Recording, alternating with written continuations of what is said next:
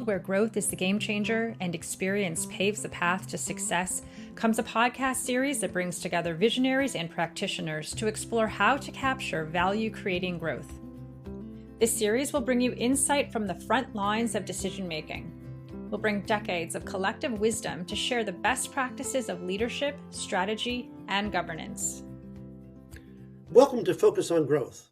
In this episode, we're going to be continuing our discussion about this thing called AI, especially generative AI, which is sort of something out there in the clouds, mysterious and whatever, and we're going to talk about how it comes down in practice. I'm Tom Doorley. I'll be your host today. With me is Nils Romen. Nils is the founder of Experience Experts, where they take perhaps ordinary business events and turn them into unforgettable experiences. Now, I have some input into what it is Nils does because I saw him in Nijmegen, his hometown, where he took an event that was required to teach students about the Second World War, make it sort of a way in which they can understand the war, but make it entertaining, right? This is a tough thing to do, but it worked really well. And he did create, in my experience and the experience of my friends with me, both an educational event and one that was, in fact, unforgettable. It was entertaining. And he takes this idea and brings it to his clients, such as Jaguar motor cars, Dell computers, and Simon Sinek. Welcome to Focus on Growth. Thank you so much. Nice to be here. All right. So let's get into it. So we're going to talk about two things today. The first thing is the idea of AI as a tool. And like any tool, it's what you want to do with it. Niles calls that intention. So we're going to talk about intention.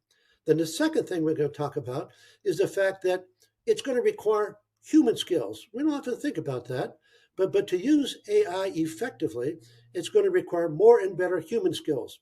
Two important ideas. So now let's start with intention. So what does you mean by this concept of intention?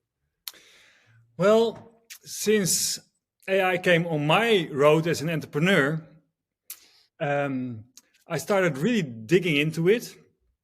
And at this moment, I even give keynotes about AI.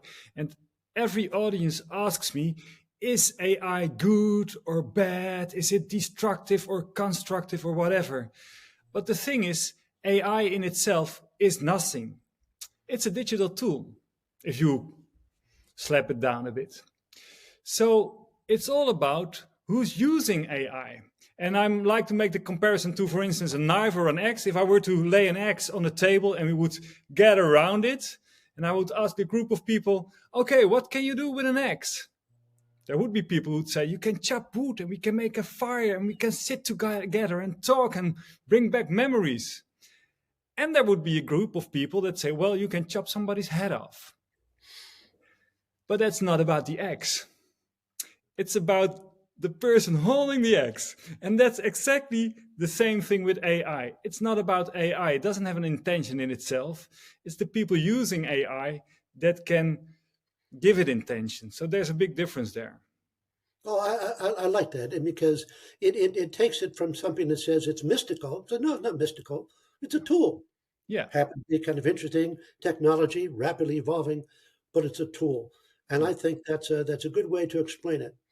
So let's talk about the second idea now and work with it for a while. And the second idea is this idea of human skills. So often when people talk about AI, they talk about reducing workforce, finding ways to do things with fewer people. On my first podcast, John Donovan calls this people who want to do the same stuff, but with less. The same for less. Yeah, I know that's going to happen. That's true. But I'd rather talk about this idea of opportunity, how if we bring the human skills into play, we might actually do more and better with AI. Talk about human skills. Okay. It makes me think, so a couple of weeks ago, I had to give a keynote for professors on the University of Nijmegen, so teachers. Mm-hmm. And teachers tend to teach knowledge. This is basically their profession. Now, the thing with AI is that knowledge can be easily gained from the internet using AI better and faster than ever before. So we don't necessarily need those professors or those teachers to give us knowledge. Now, this could be a threat. I think it could also be an opportunity, because what AI can't do is spot that one student in the back of the classroom who's staring out of the window all afternoon. He can't spot those two people who are chatting about something different, which is also important for the lesson that's at hand at that specific moment. So if you were to use AI to distribute knowledge, which will go faster and be able to dive deeper, it would leave you time and space to give your attention and your intention to what's happening in real life right in front of you. Now, I'm not an expert on the States, but I know in the Netherlands, youngsters and students need personal attention. They need self-esteem. They need to develop interaction with one another. Knowledge, easily to be grabbed online, be it using AI, be it not using AI, but it's no longer about knowledge. So I think there's a big opportunity for professors and for people in businesses to start developing their human skills instead of the digital skills.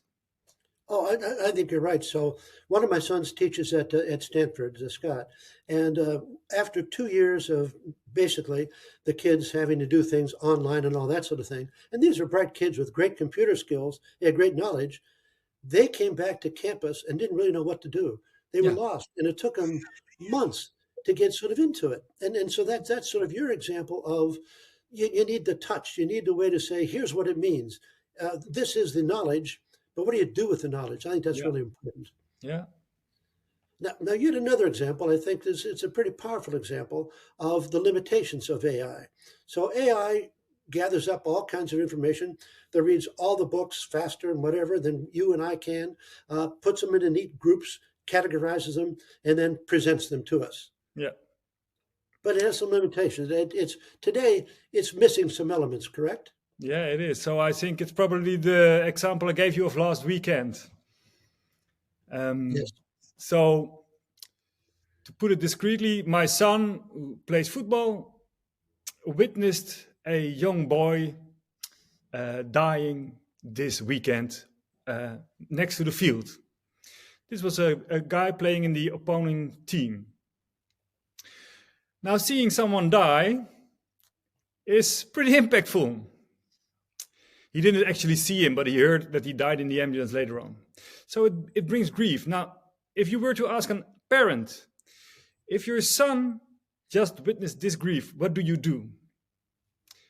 You hold your kid. You put his head on your shoulder and you cuddle him. Now, I asked ChatGPT, Bing, Perplexity, and Copilot, what do you do when your son is grieving for having seen another kid die? Neither of those apps said, hold your kid. Neither of those apps. So there's a difference there. Holding your kid is what you know from the heart. And I still have to find out where in AI intention from the heart comes in. Because they can tell me everything of what to do. Give him space, give him room to ventilate, help him do creative stuff, connect him to friends. That's what I know.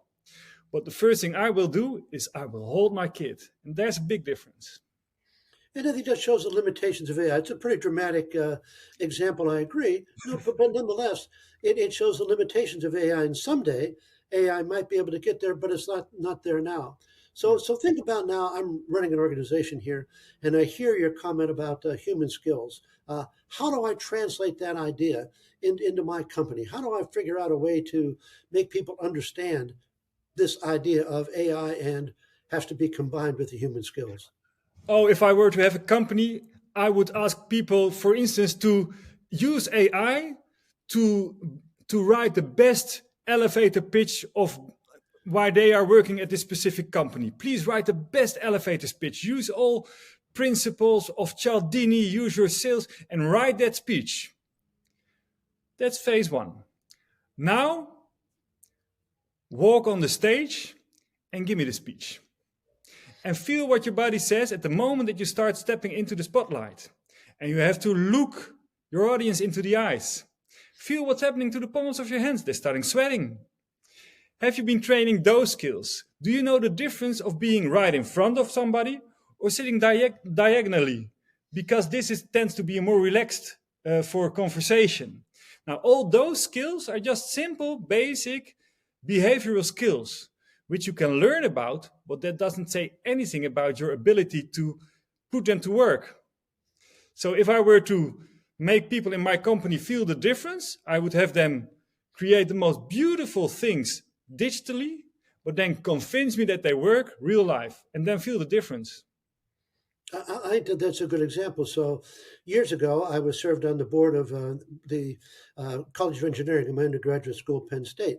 And I got to meet a lot of the students. And I learned that even in contrast to when I came through the program, the amount of time they spent learning other than science, technology, management, engineering, it was all that. Very little time spent among communication skills. So it would seem to me that we need to take our educational institutions and figure out how to balance off this need for great technology skills and yet the ability to communicate. Yeah. And the reason I think it's important is because writing those beautiful speeches, sales pitches, or whatever is becoming more easily than ever before. So if you were to have to work together with other people or convince them, the weight will come to lie on your human skills, no longer on your ability to create beautiful online pieces. I think exactly. So what we've tried to do here today is to take this idea of AI and sort of explain it in ways that make sense to real organizations. So I appreciate that. So in sort of our last couple of minutes, because we try to bring things in a tight time frame, Nils, talk to me about how your life unfolds in your career with your company and all, unfolds going forward in terms of understanding AI, or just in general, how it is you see your career unfolding. So on the one hand, we're experienced designers, so we create, you could say, theatrical events on big business events. So we use AI as a fifth chair on the table. It's our creative partner we can talk to and ask him, can you enhance this idea? Do you have any other ideas, etc.? So this is where it comes in helpful. If you have to visualize how the theater will look like and everything, AI is there and it's a great help. On the other hand, knowing that once every company starts learning these skills, all visuals and all written text online will become unity. So to separate yourself from the others, you have to be able to meet your clients or your prospects or your guests real life. Now there's a different skill. And I know for sure that my company, I don't want to sound too blunt, but we're good at real life. We are fun to work with. Yeah, I'm sure you are. And so that's really a good point. So some people think that with AI and all that sort of thing and video technologies, you have less one-on-one contact. Mm-hmm. But I think that's not true. Even our company, Sage Partners, there are 20 of us, and we've been virtual for, just forever. But the conversations we get together twice a year. The conversations we have twice a year are so much richer, so much deeper. And I think it's exactly what you said. We're bringing now the things we learned from AI, but putting it in practice by anticipating it and reacting and adjusting based on what the other person says. Yeah. Great. So thank you, Nils, for your help. I appreciate it. And this is part of our idea of giving back to the community about helping folks understand how the world works and what to do about it. So thank you all for listening. If you have ideas you'd like us to focus on, send us to them at podcast@sagepartners.net. Thank you for listening. Take care and be well. Experience creating value, leadership, strategy, governance. Join us to transform the way you think about the big things you face and how to act to achieve success.